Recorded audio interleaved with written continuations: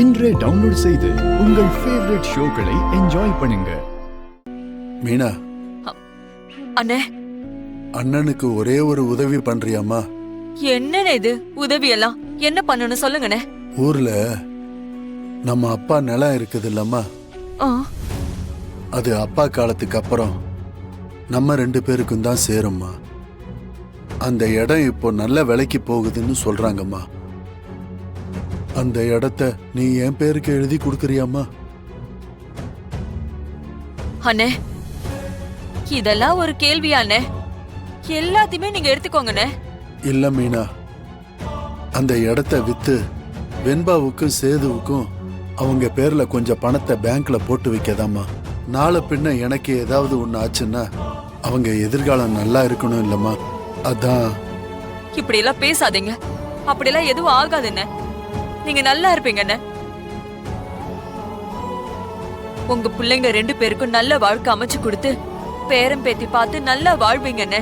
உங்க தங்கச்சி நான் இருக்கிற வரைக்கும் உங்களுக்கு எதுவும் வர விட மாட்டேனே. நம்ம கையில என்னமா இருக்கு? எனக்கு எப்போ என்ன நடக்கும்னு சொல்ல முடியல. தங்கச்சி தங்கச்சின்னு உன் கூடவே இருந்துட்டேன். இந்த மாதிரி சூழல்ல தான் பிள்ளைங்களை பத்தி யோசிக்கவே தோணுதுமா. சேதுவை பத்தி உனக்கே தெரியும், வெள்ளந்தியா வளர்ந்துட்டான். வெளி உலகமே தெரியாது. வெண்பாவும் உன் பிள்ளைய கட்டிக்கிற ஆசையில இருந்து ஏமாந்து போயிட்டா. இந்த குடும்பத்துல வாழ்ந்தா எல்லாத்தையும் அனுசரிச்சு போயிருவான்னு நினைச்சேன். ஆனா என்ன பண்றது, அது நடக்கல. அவளுக்கும் நான் காலாகாலத்துல ஒரு கல்யாணத்தை பண்ணி வைக்கணும் இல்லம்மா. அதுக்கு என் கையிலயும் 4 காசு இருக்கணும் இல்லம்மா. நீங்க சொத்தை வித்துதான் உங்க பொண்ணுக்கு கல்யாணம் பண்ணி வைக்கணும்னு அவசியம் இல்லைன்னு அத்தை கிட்ட ஒரு வார்த்தை சொன்னா எல்லாத்தையுமே அவங்க பாத்துப்பாங்க. இல்லம்மா, என்னதான் இருந்தாலும் நம்ம சொத்துல வர்ற பணத்துல என் பிள்ளைங்களுக்கு கல்யாணம் பண்றதானமா முறை. அத்தை பிரியப்பட்டு செஞ்சா அதை நான் வேணான்னு சொல்ல போறதில்ல. ஆனா ஒரு தகப்பனா எனக்கு ஒரு கடமை இருக்குது இல்லம்மா. சரிங்கண்ணே, பண்ணிரலாம். எப்ப ரிஜிஸ்ட்ரேஷன் சொல்லுங்க, நான் கையெழுத்து போடுறேன். சரிம்மா, அப்புறம் நீ மட்டும் கையெழுத்து போட்டா பத்தாதுமா. நம்ம சிபி வர்சினி 2 பேரும் கையெழுத்து போடணும். சரிண்ணே, நான் கூட்டிட்டு வந்துடுறேன். மேடம், இந்த பிரிஸ்கிரிப்ஷன்ல இருக்க மருந்தெல்லாம் கொஞ்சம் வாங்கிட்டு வந்துருங்க. நான் போய் இந்த மருந்தெல்லாம் வாங்கிட்டு வந்துடுறேன். பரவாயில்ல கணேஷா, நல்லா தாண்டா நடிச்சிருக்க. உன் தங்கச்சியே நம்பிட்டாலே. மாமா, என்ன மாமா இதெல்லாம்? என்ன ரெஜிஸ்ட்ரேஷன், என்ன சொத்து? மாப்பிள்ள, ஊர்ல எங்க அப்பா, அதான் உங்க தாத்தாவோட சொத்து ஒண்ணு இருக்கு மாப்பிள்ள. அது உங்க அம்மா பேர்ல இருக்கு. எனக்கும் வயசாயிட்டே போகுது இல்ல மாப்பிள்ள. என் பிள்ளைங்களுக்கு ஏதாவது செய்யணும் இல்ல, அதான் என் தங்கச்சி மீனா எனக்கு எழுதி கொடுக்கறா மாப்பிள்ள. மாமா, இத்தனை வருஷமா நீங்க இந்த ஃபேமிலியில இருக்கீங்க. உங்களுக்கு தேவையானதை ஜானுவே பண்ணிட்டு தானே இருக்காங்க. அப்புறம் எதுக்கு மாமா இவ்வளவு இன்செக்யூரிட்டா ஃபீல் பண்றீங்க? உங்களுக்கு என்ன தேவைனாலும் அவங்க பண்ணி கொடுப்பாங்களே மாமா. டேய், அது குடும்ப சொத்துடா. என் அண்ணன் பேர்ல எழுதி கொடுக்கறதுல உனக்கு என்ன பிரச்சனை? பா, அவர் கேட்டா நம்ம கையெழுத்து போட்டு கொடுத்துருவோம். வா. சரி, உங்க விருப்பம். சார், டாக்குமெண்ட்லாம் ரெடியா? Ready sir. சார், இவங்க என் தங்கச்சி மீனா. ஓகே. அவங்க பிள்ளைங்க சார். இது என் மாப்பிள்ள சிபி, இது என் தங்கச்சி பொண்ணு வர்ஷினி. ஏமா, நீங்க மனப்பூர்வமா தான் உங்க சொத்தை எழுதி கொடுக்குறீங்களா? ஆமா சார். சரிம்மா, இதுல ஒரு கையெழுத்து போடுங்க. இந்தாங்க, இங்க போடுங்க. இங்க.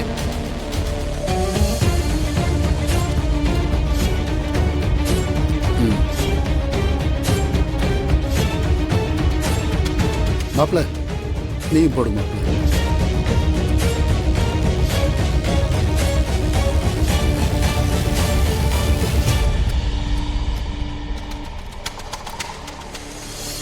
வர்ஷினி, நீ போடுமா? தோ மாமா. இந்தாங்க.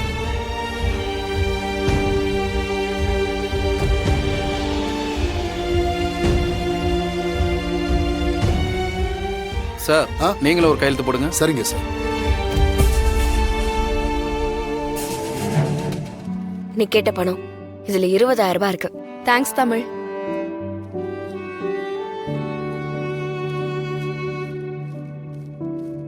கரெக்டா இருக்கா? ஆ தப்பா நினைச்சுக்காத வர்ஷினி. இந்த பணம் எவ்வளவு வேணாலும் செலவு பண்ணலாம், தப்பு இல்ல.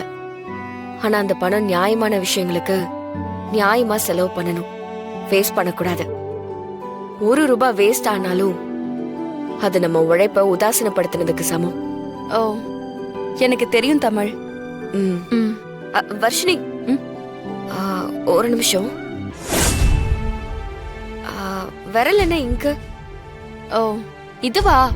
ரெஜிஸ்டர் ஆபீஸ் வரைக்கும் போயிட்டு வரோம். ரெஜிஸ்டர் ஆபீஸா? எதுக்கு? எங்க தாத்தாவோட சொத்து ஒண்ணு ஊர்ல இருக்கு. அது மாமாக்கு தேவைப்படுதுன்னு அம்மா சொன்னாங்க. அதான் மாமா பேருக்கு எழுதி கொடுத்துட்டு வந்திருக்கோம். யார்கிட்டயுமே சொல்லல? இது எங்களுக்குள்ள நடக்கிற விஷயம். இது எதுக்கு எல்லார்கிட்டயும் சொல்லணும்? கிராமத்துல சொத்தா? இது வரைக்கும் அதை பத்தி யாருமே சொன்னது இல்லையே. ஒருவேளை கணேசன் வேற ஏதாவது பிளான் பண்றாரா? என்ன சிஸ்டர், சேது, ஏதோ தீவிரமா யோசிச்சுட்டு இருக்கீங்க போல. அதெல்லாம் ஒண்ணும் அத்தான் இல்ல. எப்படி கவுக்குறதுனா, என்கிட்ட நிறைய ஐடியா இருக்கு, தட்டுமா? சேது, ம். கிராமத்துல உங்க தாத்தாக்கு ஏதாவது பூர்வீக நிலம் இருக்கா? எங்க தாத்தாவுக்கா? ம், உங்க தாத்தாக்கு தான். அப்படிலாம் எதுவும் இல்லையே சிஸ்டர். நல்லா கொஞ்சம் யோசிச்சு சொல்றீங்களா? சின்ன வயசுல இருந்து அங்கதான் வளர்ந்தேன். அப்படிலாம் ஒரு சொத்தும் இல்லையே.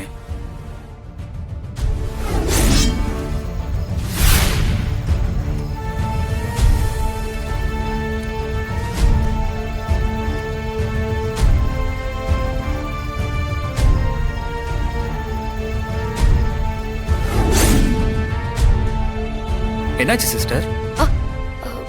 ஏன் இதெல்லாம் கேக்குறீங்க?